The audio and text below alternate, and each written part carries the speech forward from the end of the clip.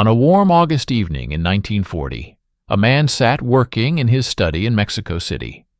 He was writing, as he did most days, surrounded by books and papers, his mind engaged with ideas about revolution, history, and the future of socialism. His name was Leon Trotsky, and he had once stood beside Lenin as one of the architects of the Bolshevik Revolution. Now he was in exile, thousands of miles from Russia, protected by high walls, guards, and loyal followers. But none of it would save him. The next day, a man would enter his study with an ice axe hidden under his coat. That man was the culmination of a global assassination operation that stretched across continents, involved dozens of agents, and represented the long arm of Soviet state terror, reaching anywhere in the world. This was not an isolated incident. It was part of a systematic program of international murder carried out by the NKVD, Stalin's secret police, that targeted enemies of the Soviet state wherever they tried to hide. The NKVD's global assassination operations represent one of the most extensive and sophisticated programs of state-sponsored murder in modern history. From the streets of Paris to the cafes of Barcelona, from hotel rooms in Lausanne to safe houses in New York, Soviet agents tracked, infiltrated, and eliminated those marked for death by Stalin himself. These weren't random killings or crimes of passion. They were calculated political murders carried out by trained operatives using the resources of a major state. Understanding these operations requires understanding the NKVD itself, the motives behind the killings, and the methods used to carry them out. The People's Commissariat for Internal Affairs, known by its Russian acronym NKVD, was far more than a domestic secret police force. By the mid-1930s, it had developed extensive foreign intelligence capabilities and what Soviet documents euphemistically called special tasks, or wet work, operations that involved bloodshed. The NKVD's foreign department recruited agents, established networks in foreign countries, and carried out operations ranging from intelligence gathering to sabotage to assassination. The motivations for these international assassination operations were both ideological and practical. Stalin viewed enemies of the Soviet Union as existential threats that needed to be eliminated, regardless of where they fled. Former Bolsheviks who had opposed him, white Russian émigrés who dreamed of overthrowing the Soviet government, defectors who knew state secrets, and independent communists who challenged Stalin's control of the international movement, all were potential targets. The assassinations served multiple purposes: eliminating genuine threats, intimidating others who might consider opposing Stalin, and demonstrating Soviet power. The origins of systematic international assassination operations can be traced to the early 1930s, but they intensified dramatically after 1936. This coincided with the Great Terror inside the Soviet Union and with growing fears about the security of the Stalin regime. The Spanish Civil War provided both a testing ground and a hunting ground for NKVD operations. Spain became a laboratory where Soviet agents refined techniques that would be used globally. The organizational structure for these operations was centered in Moscow, but extended worldwide. The NKVD's foreign department, later reorganized into various directorates, coordinated operations. Agents were recruited from multiple sources: true believers in communism who saw themselves as serving the revolution, mercenaries who worked for money, and blackmailed individuals who had been compromised and had no choice. The NKVD was skilled at identifying vulnerabilities and exploiting them. One of the earliest and most significant international operations targeted white Russian émigrés. After the Russian Civil War, hundreds of thousands of Russians had fled abroad, settling in Paris, Berlin, Prague, and other European cities.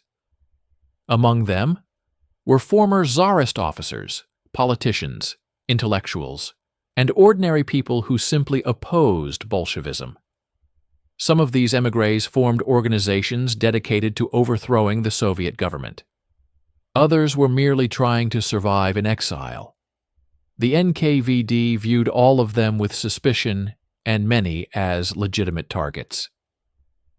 The kidnapping and murder of General Yevgeny Miller in Paris in 1937 exemplifies the NKVD's methods. Miller was the head of the Russian All-Military Union, an organization of white Russian émigrés. He was lured to a meeting by an NKVD agent posing as a German military officer, interested in cooperation against the Soviets. Miller was drugged, placed in a trunk, and smuggled onto a Soviet ship in Le Havre. He was taken to Moscow, interrogated, and executed in 1939. The operation was sophisticated, involving multiple agents, false identities, and international logistics. But the Spanish Civil War marked the real expansion of NKVD international assassination operations. When civil war broke out in Spain in 1936, the Soviet Union supported the Republican government against Franco's nationalists. Soviet aid came with strings attached. NKVD agents flooded into Spain, ostensibly to help organize resistance, but actually to eliminate anyone Stalin viewed as a threat. This included not just Francoists, but also anarchists, independent socialists, and members of POYM, the Workers' Party of Marxist Unification, which followed a non-Stalinist form of communism. The NKVD established secret prisons in Republican-held Spain, where suspected enemies were interrogated and executed. They organized assassination squads that hunted specific targets. They infiltrated other leftist organizations to identify leaders for elimination. The murder of Andrei Nin, the leader of POM, in June 1937 was a quintessential NKVD operation. Nin was arrested by NKVD-controlled police, taken to a secret location, tortured, and killed. His body was never found. The NKVD then spread disinformation suggesting Nin had been rescued by fascists and was collaborating with them, a lie designed to discredit POUM. The operations in Spain revealed the NKVD's operational doctrine for international assassinations. First, establish a presence and infrastructure in the target country. Second, identify and track targets through intelligence networks. Third, create a cover story or false flag operation to obscure Soviet involvement. Fourth, use trusted agents or recruited locals to carry out the actual killing. Fifth, eliminate evidence and witnesses. Sixth, spread disinformation to shape the narrative about what happened.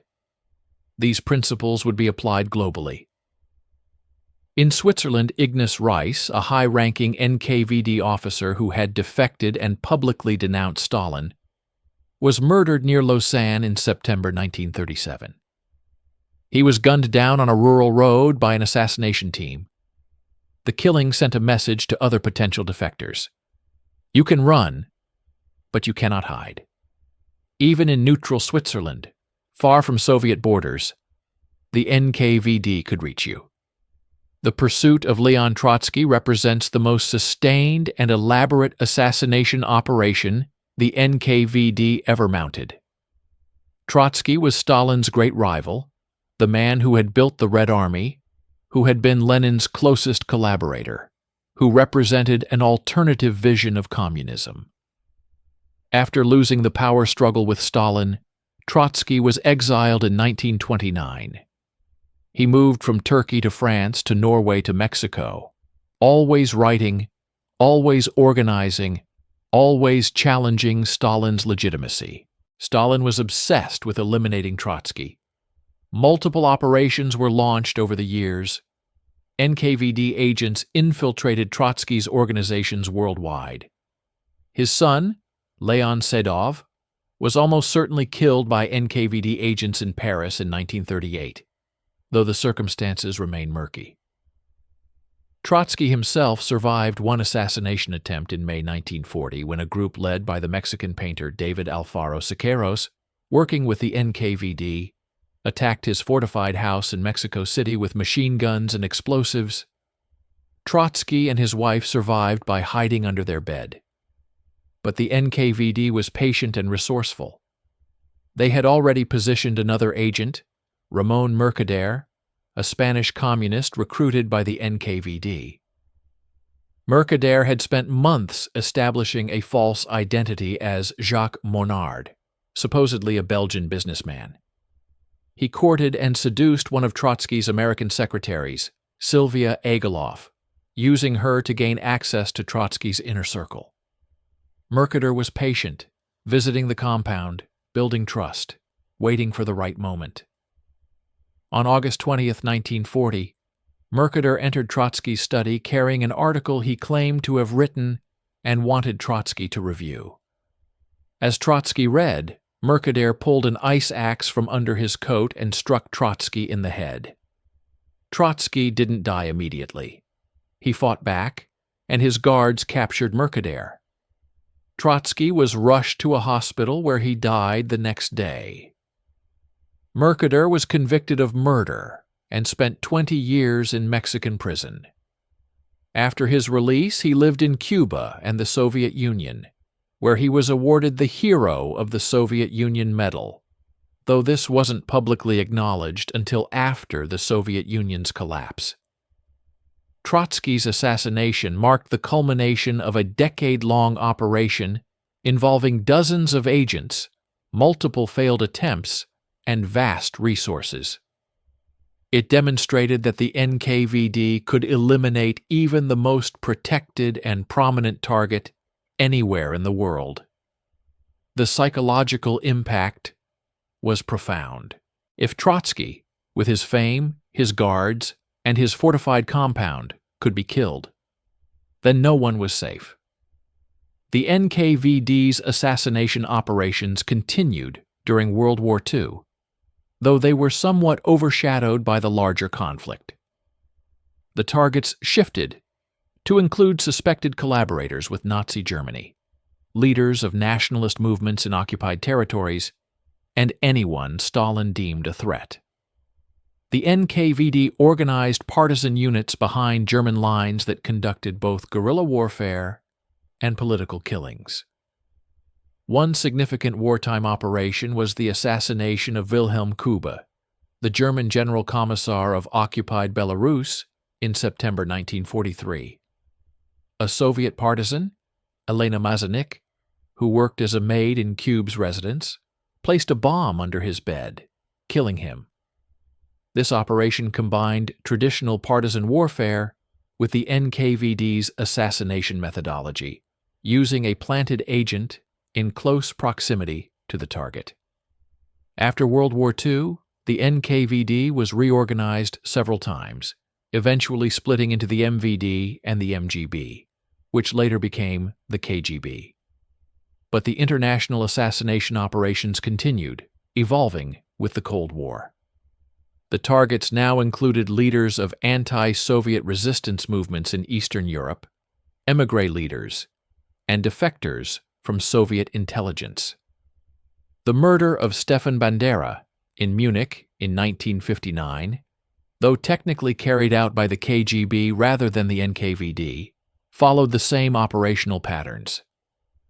Bandera was a Ukrainian nationalist leader whose organization had fought both the Soviets and the Nazis. He had lived in exile in Germany since 1945. KGB agent Bohdan Stashinsky was assigned to kill him. Stashinsky spent months tracking Bandera, learning his routines, identifying vulnerabilities. On October 15, 1959, Stashinsky approached Bandera in the stairwell of his apartment building and sprayed poison in his face using a specially designed weapon that fired a jet of cyanide. Bandera died within minutes. Stashinsky would later defect to the West and reveal details of his operations, providing rare insider testimony about Soviet assassination methods. He described his training, the specialized weapons developed by Soviet scientists specifically for assassinations, and the bureaucratic processes through which targets were selected and operations authorized.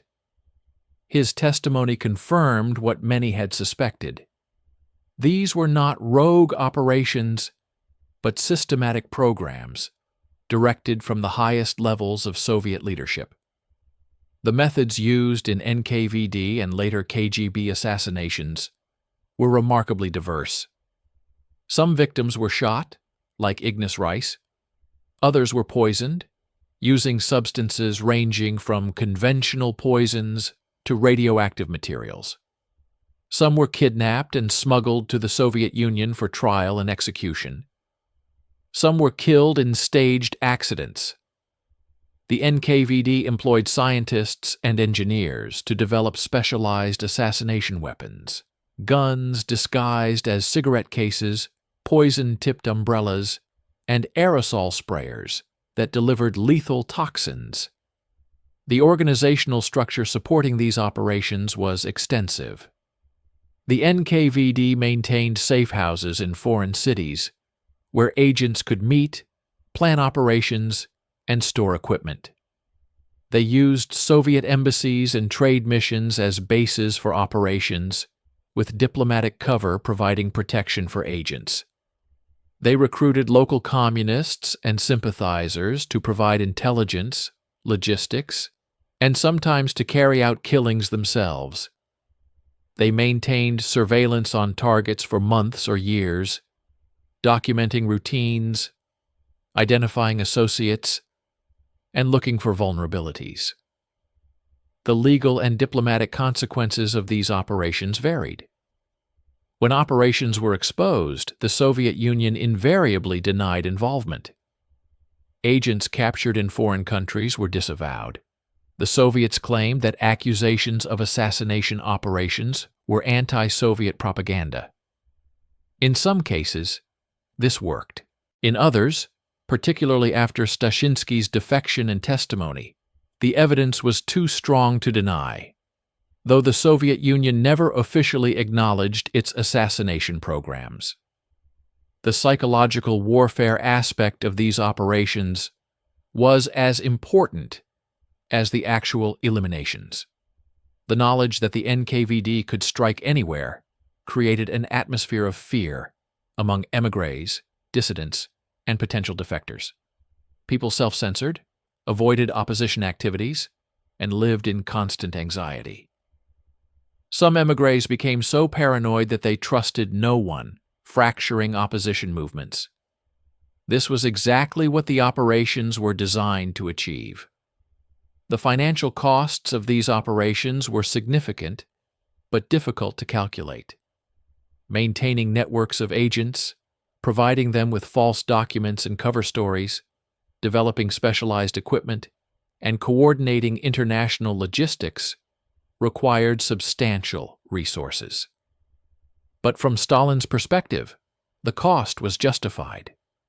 Each successful assassination eliminated a threat and intimidated countless others. The moral and ethical dimensions of these operations are stark. These were murders authorized at the highest levels of government, carried out by state agents, targeting people for their political beliefs and activities. The victims were not combatants in a war, but civilians, many living peacefully in exile. The operations violated international law, the sovereignty of foreign nations, and basic human rights. They represented the extension of Soviet totalitarianism beyond Soviet borders. The recruitment and training of assassination operatives reveals much about the NKVD's capabilities. Agents were selected for intelligence, language skills, ability to assume false identities, and psychological stability. They underwent extensive training in surveillance, infiltration, weapons, and tradecraft. Some were ideological true believers who saw themselves as soldiers in a worldwide revolutionary struggle. Others were motivated by fear, having been compromised or threatened. Some were simply mercenaries. The psychological toll on the operatives themselves was significant. Stashinsky's eventual defection was partly motivated by guilt and psychological distress over the murders he had committed. Other agents became alcoholics or suffered mental breakdowns. The NKVD recognized this and monitored its operatives for signs of unreliability. Those who showed doubt or hesitation were themselves sometimes eliminated as security risks. The intelligence networks supporting assassination operations were vast. The NKVD cultivated sources in émigré communities, foreign governments, and international organizations. They used electronic surveillance, mail intercepts, and informants. They analyzed publications by opposition figures to track their locations and activities. This intelligence apparatus served multiple purposes, with information supporting not just assassinations, but also broader Soviet foreign policy and intelligence operations. The intersection of assassination operations with other NKVD activities created synergies. An agent conducting intelligence gathering might also track potential assassination targets. A network established for one purpose could be used for another. The same safe houses, cover identities, and communication channels served multiple operations. This efficiency made the operations more effective, but also more difficult for foreign counterintelligence to detect and counter. Western intelligence services eventually developed some understanding of NKVD assassination operations and attempted to counter them. They provided security for high-profile émigrés and defectors. They conducted counterintelligence operations to identify Soviet agents. They exposed operations when possible to create diplomatic embarrassment for the Soviet Union. But they were never entirely successful in preventing assassinations. The NKVD was too sophisticated, too well-resourced, and too determined. The Cold War arms race had a covert parallel in assassination capabilities. Western intelligence services, particularly the CIA, developed their own assassination programs, though the scale and systematic nature differed from Soviet operations. The technical innovations in assassination methods, from poison delivery systems to radioactive materials, reflected Cold War technological competition in a particularly dark form. The decline of systematic assassination operations came gradually. As the Cold War evolved, both sides recognized that such operations were diplomatically costly and strategically questionable. The exposure of operations created international scandals. Détente in the 1970s reduced tensions and the perceived need for assassinations. But operations never entirely ceased. The KGB continued targeting some defectors and dissidents through the 1980s, though less frequently and more selectively. The collapse of the Soviet Union in 1991 brought partial disclosure of assassination operations. Archives were opened, though incompletely. Former agents published memoirs. Historians gained access to documents. The full scale of NKVD and KGB assassination operations became clearer, though many details remain classified or lost. What emerged was confirmation that these had been systematic programs, authorized at the highest levels, targeting hundreds, if not thousands, of individuals over decades. The legacy of these operations extends beyond their immediate victims. They shaped the behavior of émigré communities, influenced international relations, and contributed to Cold War tensions. They represented the globalization of state terror, the extension of totalitarian control beyond national borders. They demonstrated that in the 20th century, geography provided no protection from determined state actors. The human stories behind these operations are often lost in the focus on methods and geopolitics. Each victim was a person with family, friends, hopes, and dreams. Leon Trotsky was a father and grandfather, a writer and intellectual. Ignace Reiss left behind a wife and child. André Onin was a translator and teacher, as well as a political leader. The ripples from each assassination extended through families and communities, creating trauma and loss. The perpetrators, too, were human beings who made choices. Some, like Mercader, remained committed communists who believed they had served a just cause. Others, like Stashinsky, came to regret their actions and sought redemption through confession and cooperation with Western authorities. Most simply disappeared into Soviet society after their operations, their crimes unknown to neighbors and even family members. The technical sophistication of NKVD assassination operations anticipates modern concerns about state-sponsored assassinations. The use of exotic poisons, radioactive materials, and specialized weapons foreshadowed contemporary cases like the polonium poisoning of Alexander Litvinenko in London in 2006 or the nerve agent attack on Sergei Skripal in Salisbury in 2018. The operational methods, establishing long-term cover identities, patient surveillance, and careful execution, remain relevant to understanding modern covert operations. The international legal framework for addressing state-sponsored assassination remains inadequate. During the NKVD's operations, there was little effective international law governing such acts. The development of human rights law and international criminal law since World War II has created norms and mechanisms, but enforcement remains problematic. States that engage in assassination operations rarely face meaningful consequences. The ethical questions raised by these operations are profound. Can assassination ever be justified as a tool of statecraft? What distinguishes legitimate targeted killings from murder? How should international law and norms address state violence beyond borders? These questions, debated in the context of NKVD operations, remain relevant today in discussions of drone strikes, special operations, and counterterrorism. The documentation of NKVD assassination operations faces inherent challenges. Many operations were never officially recorded. Documents were destroyed. Witnesses died or remained silent. False narratives were deliberately created.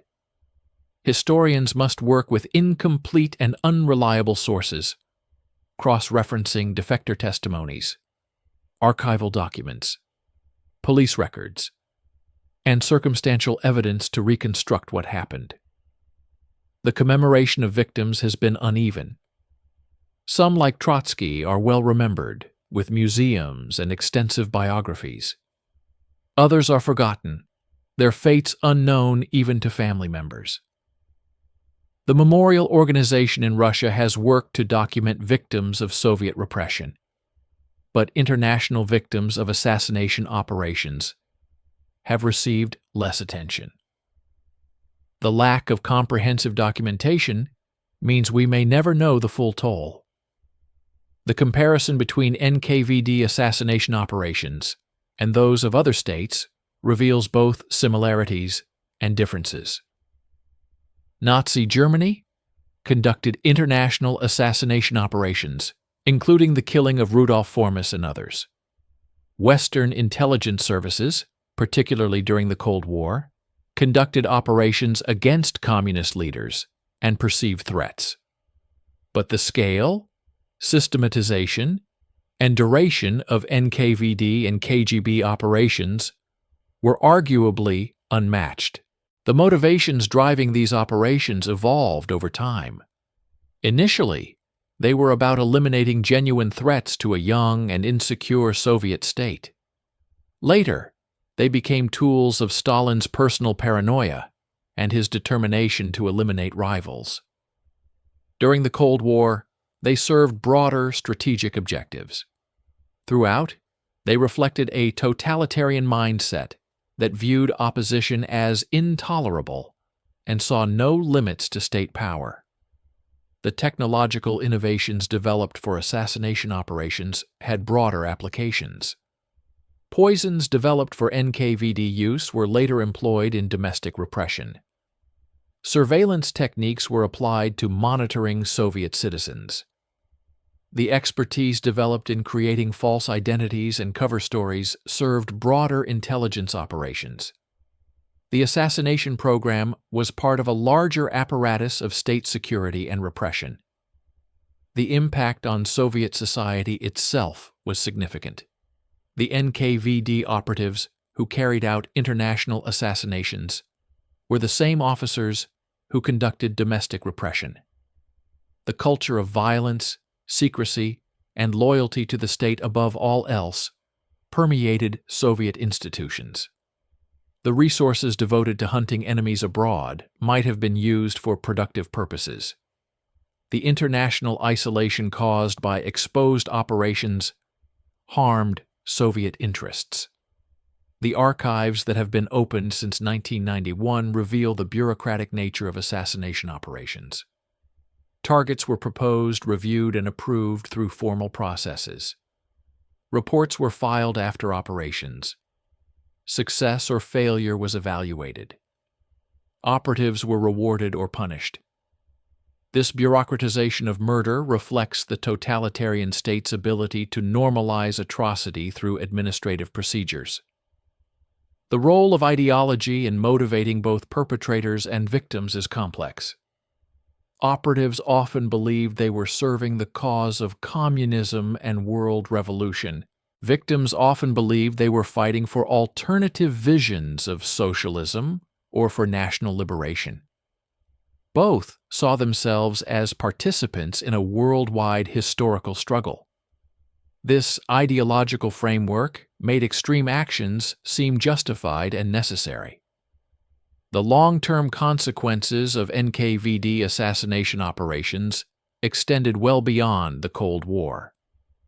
They contributed to the atmosphere of distrust and hostility between East and West. They shaped the development of intelligence services globally. They influenced international law and diplomatic norms. And they left a legacy of trauma in the families and communities affected by the murders. In conclusion, the NKVD's global assassination operations represent one of the most extensive programs of state-sponsored murder in modern history. From the streets of Paris to the suburbs of Mexico City, from Barcelona to Munich, Soviet agents tracked and killed hundreds of individuals marked as enemies of the state. These operations were systematic, bureaucratic, and ruthless. They employed sophisticated methods, extensive resources, and patient planning.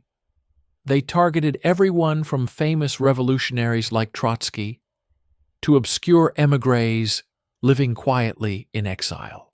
The operations served multiple purposes: eliminating genuine security threats, intimidating potential opponents, demonstrating Soviet power, and satisfying Stalin's paranoid need to destroy rivals. They required a vast infrastructure of agents, safe houses, false identities, and specialized equipment. They involved collaboration between intelligence services, diplomatic missions, and local communist parties. They represented the global reach of Soviet totalitarianism. The human cost was significant, though difficult to quantify precisely. Hundreds died directly. Thousands more lived in fear. Families were destroyed. Communities were fractured. The operations contributed to the climate of terror that defined Stalin's rule and continued, though in modified form, throughout the Soviet period. The legacy of these operations remains relevant today. Modern state-sponsored assassinations, from Russian operations in London to alleged Israeli operations targeting Iranian nuclear scientists, echo NKVD methods and raise similar ethical, legal, and political questions. The NKVD's global assassination program was not an anomaly, but a precedent, a demonstration that determined states will pursue enemies across borders, regardless of international law or norms.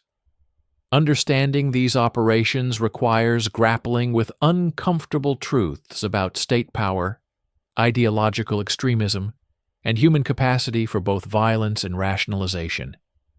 The NKVD agents who carried out assassinations were not monsters, but human beings who had been recruited, trained, and convinced that murder served a higher purpose. Their victims were not abstractions, but real people whose elimination was deemed necessary by a totalitarian state that recognized no limits to its reach or its violence.